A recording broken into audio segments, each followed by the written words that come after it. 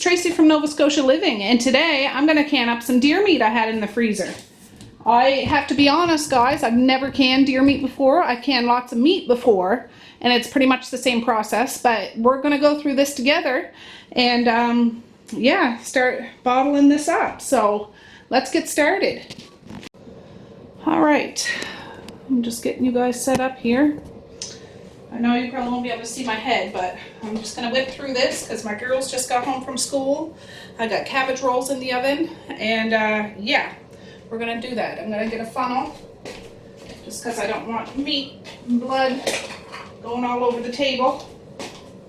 I don't know if I'll need all these jars, but that's what I'm going to use. So this is the deer meat I had in my freezer. I still have some more defrosting, but I want to get this batch going so before I have to do my afternoon run. First, I'm going to start with putting a little onion in the jar. Oh, good one, Tracey. And when you prep your deer meat, you're supposed to cut as much of the fat and tendons off as you can. Because I guess it's gamey and tough and stuff. I'm not a big eater of deer meat, but my family, all my family loves it. And this has been sitting in the freezer, so we need to do something with it because I need my freezer space. I'm going to put a little deer meat in. Now I looked online for different recipes, and there's so many variations of recipes. What I have in this bowl is onion powder, garlic powder, pepper, and freeze-dried red onion. So I'm putting a teaspoon of that and a teaspoon of beef bouillon. Now people suggested McCormick's bouillon. I don't think we can get that here. I looked today. Or put some pork fat in here, or a slice of bacon, you know, anything that you would use that'll have flavor. I'm going to go with what a lot of recipes were, is the beef bouillon and seasonings that we usually put on our meat anyways. So, and I'm raw packing this deer meat, guys, so I'm not adding any liquid to this at all, because when you pressure can any meat, it shrinks. It shrinks up. You guys probably can't even see this part that I'm doing right there. It shrinks up and it's going to make its own broth. So this is going to be super tender and good for stews or stroganoffs or whatever. So you pack it down good and tight. Try to get out as many air bubbles as you can. But in the canning process, that's what it is. It's pushing all the air out of the jar. But you want to try to help it out. So always use something that's either wooden or plastic. Don't use something that's metal because it will scratch the jars. And that's another thing. Make sure you check your jars before you start canning, because if there's a scratch in it, a chip in it, it's going to bust in the canner. Or if it doesn't bust, it's not going to seal properly. So I'm going to fill up these jars. Let me do the next one.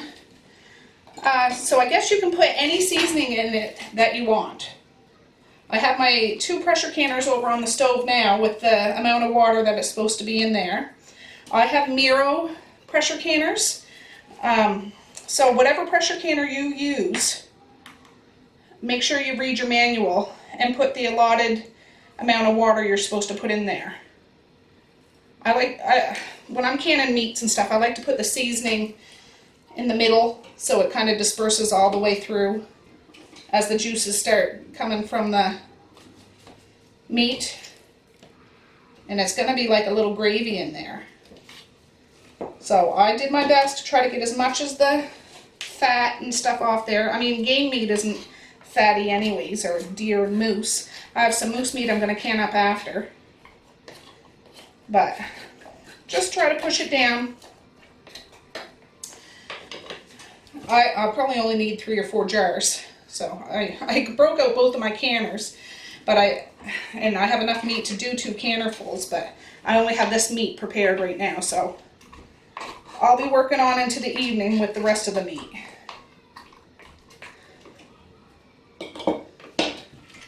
I just use my fingers to squish it down in there.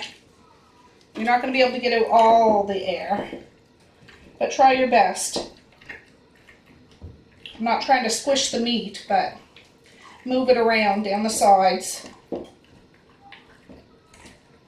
And when you're pressure canning, you don't have to sterilize your jars. I guess the rule of thumb is, even when you're water bath canning, they say that you don't have to sterilize your jars if the processing time is 10 minutes or more. Now, I would still sterilize them just because that's what I do. But do your research, guys. So I'm gonna finish this, and we'll be back to when we put the lids and rings on.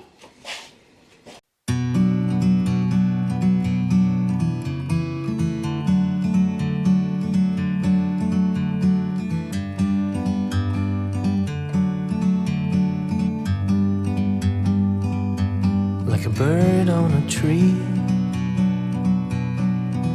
I'm just sitting here.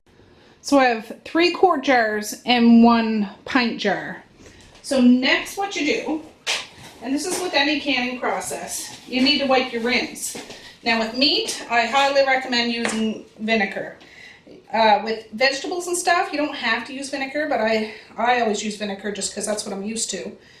But with meat, it can be kind of greasy. So I like to use vinegar to think that it really gets it nice and clean. And it's a good time to check your jars again too, like the lids, the rims of your jars. And I just fill it up like to the bottom rim of the bottle, like the bottom lip.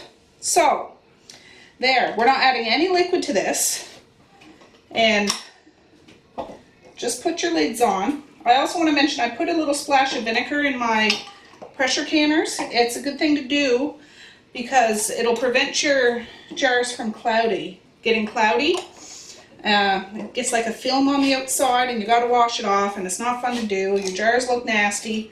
So just put it in, a little glug will do, and that's all. It'll just save you a whole lot of work.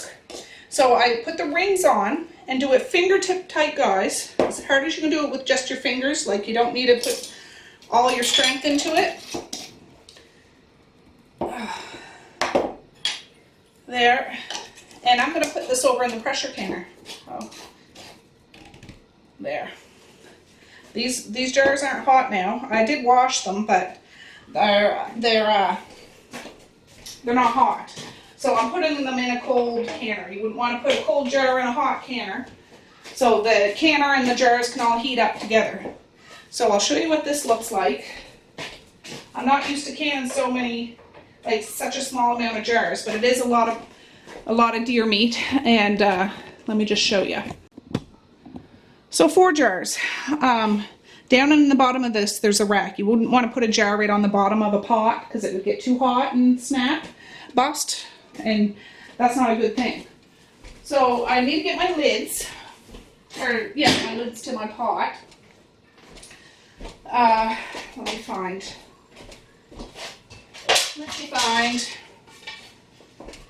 I'm gonna rinse these, not that they're dirty, but just get any dust or anything that might be on there. I always wash my canner after every use too, just because if there is any film or anything left over from a product that you were canning. With the top of the canners, they get kind of nasty looking, but you need to get a good brush to get that off. Now, this is the lid to this canner. Can you see? Yeah. And this is the gasket. It's just like a rubber ring. You put it in under. Well, for my canner, you put it in under the lip. Make sure, and you should wash this little gasket every time too. Put it in under. And I always check to make sure that this venter isn't blocked. I blow in it. And it's all good. And then we just put it on. Now you can see on the sides, oh, there must be something on this burner, I can smell it. On the sides, the lid locks in. I have the burner up on high, and we need to wait for this to have a steady stream of steam. I'll show you what that looks like when it happens. But it comes out super fast, and you know it's time. And there's a little red poker here that pokes up. If that's poked up, you can't open this canner. It's dangerous, it's full of pressure, and don't dare move it or anything like that. But when it comes up to the steady stream of steam, I'll bring you back and show you. Alright guys, well, you see that little red poker right there is poked up. There's pressure in the canner. The steam's coming out fast, so I'm going to set the timer for 10 minutes. So we got to let this canner do the high venting like this for 10 minutes, and then we put the weight on. But I'll bring you back when we put the weight on.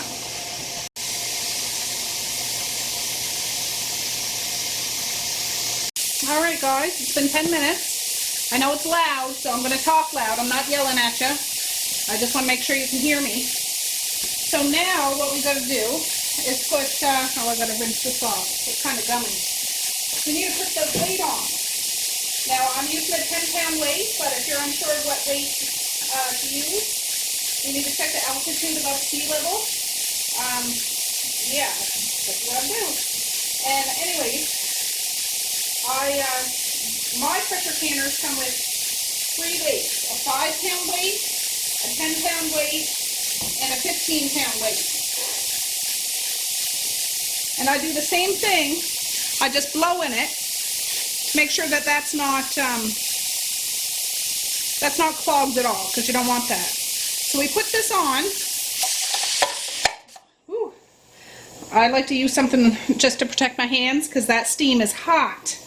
So now that it's on there, we need to wait till for this to start jiggling and doing its fancy dance, and then we adjust the temperature. So when it comes up and starts dancing and, you know, doing the funky chicken and stuff like that, I'll bring you back and show you what that looks like. There, it only took maybe 3 minutes to start doing this. So now what we got to do is adjust the temperature. I know it's loud, so I turn it down for my stove. It's different for each stove, but between a 6 and a 7. Because you only want this doing it maybe 3 times, 4 times a minute. You don't want it to do it too much. You don't want it to do it too little. So I set that, adjust the temperature, and I need to set the timer for 90 minutes, which is an hour and a half. So in an hour and a half, after it does all of this, we go on to the next step. So I'll show you what that looks like. Alright guys, I had to spin out. And I forgot to record when the time was up. But as soon as that 90 minutes is up, or the hour and a half is up, all you have to do is shut the burner off. You just take it off you know, turn it down to 0. And then you don't touch the pressure canner. You don't try to cool it down. You don't try to do anything like that, because you need to wait for this poker to go back down. And you can see I've left it a while and it's down. So now it's safe to open. But be aware, because it's still very hot, this little weight is very hot. And you'd burn yourself if you use your bare hands. So when you open it away from you. You can see all that steam. Whew, it's hot. And now it's safe. It smells really good. Let me see. I'm going to take them out and put them on the table, and then we'll take a gander at them. Alright, I just use these little lifters because the jars are still super hot. They're actually still bubbling. You see the bubbles? It's super hot. But as you've seen, I didn't add any liquid to these jars. And they made their own little broth. So it'd be perfect. You could even make a little gravy out of it if you wanted to. But yeah, it's all perfectly cooked. And it's going to be oh so tender. So yeah, that's how you can up deer meat. I know it was my first time, and like I say, I have canned meat before. It's just my first time doing deer meat, and by the way it smells, I think it's going to be delicious. Yeah, I still have lots of canning to do today, but yeah, I'm glad you joined me for my first attempt at deer meat. So I want to thank you for coming, and I want to say peace, love, and happiness today and every single day. Please like, share, and subscribe if you so choose. If not, that's okay too. I still love ya. And yeah, pop back tomorrow. I got lots of canning videos on my canning playlist, so check them out. But my next project is some deer ribs, so that'll be another video. So make sure you pop by and check that out when you get a chance. All right, guys, have a good evening, and I'll see you tomorrow. Bye.